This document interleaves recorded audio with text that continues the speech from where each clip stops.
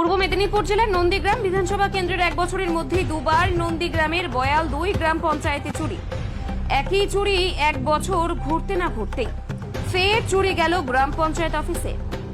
গতকাল সন্ধ্যের পর পঞ্চায়েত কর্মীরা ডিউটি সেরে তালা লাগিয়ে বাড়ি চলে যায়। সকালে স্থানীয় মানুষরা দেখতে পায় পঞ্চায়েতের মেন গেট তালা ভাঙা অবস্থায় এবং ভেতরে থাকা টোটো ভগ্ন দশায় পড়ে রয়েছে। খবর পেয়ে নন্দীগ্রাম থানার পুলিশ পঞ্চায়েত অফিসে পরিদর্শনে যায়। সিসি ক্যামেরা প্রতিটি জায়গা থাকলেও তা নিষ্ক্রিয় অবস্থায় আছে বলেই তাই কোনোভাবেই শনাক্ত করা বা চুরির করার সময় কোনো ফুটেজ পাওয়া যায়নি। বিষয়টি নিয়ে কি রাজনৈতিক তরজা শুরু হয়েছে নন্দীগ্রাম বিধানসভা এলাকায়। তবে রাজ্যের বিরোধী দলনেতা শুভেন্দু অধিকারী এই বিধানসভা কেন্দ্র বয়াল 2 অঞ্চলে তালা ভেঙে ওই টোটোটা ছিল, টোটোকে বাইরে বার করে তার ওই ব্যাটারিগুলো চুরি হয়েছে।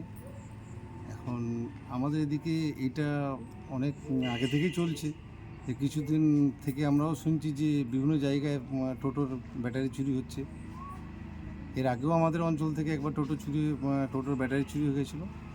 আবারও গতকাল রাত্রে এই ঘটনা ঘটেছে এবং গ্রিলের কী বলে কলাপসিবল গেট কেটে ব্যাটারি টোটোটা বার করে তার ব্যাটারিগুলো চুরি হয়ে গেছে।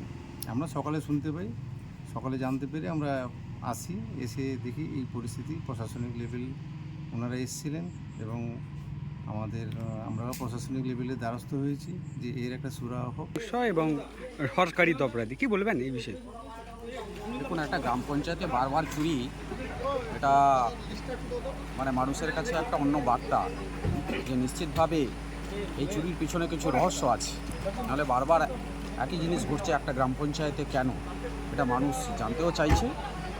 আগামী দিনের কেনারাও হওয়া উচিত এবং এর সঙ্গে যারা জড়িত আমি প্রশাসনকে আপনাদের মাধ্যমে বলতে চাই যে সঠিক তদন্তপূর্বক এর পেছনে কারা যুক্ত আছে, নিশ্চিতভাবে কোনো মাথার সঙ্গে যুক্ত আছে, সেই মাথাকে খুঁজে বের করা এবং আগামী দিনে এই জিনিস বন্ধ করা, এটা বলবো প্রশাসনকে দায়িত্ব নিয়ে তদন্ত করা। প্রায় বছর ঘুরতে না ঘুরতেই আবার চুরি, প্রায় দুবার চুরি, কি বলবেন? চোর ডাকাতের রাজত্বে চুরি ডাকাতি হবে না, এটা তো ভাবার বাইরে। মমতা ব্যানার্জি যেখানে চোরেদের রানী বলে গোটা রাজ্যের মানুষ জানে, তার রাজত্বে চুরি হবে, এটা স্বাভাবিক। এটাকে পরিবর্তন করতে হলে মমতা ব্যানার্জিকে বিদায় জানাতে হবে।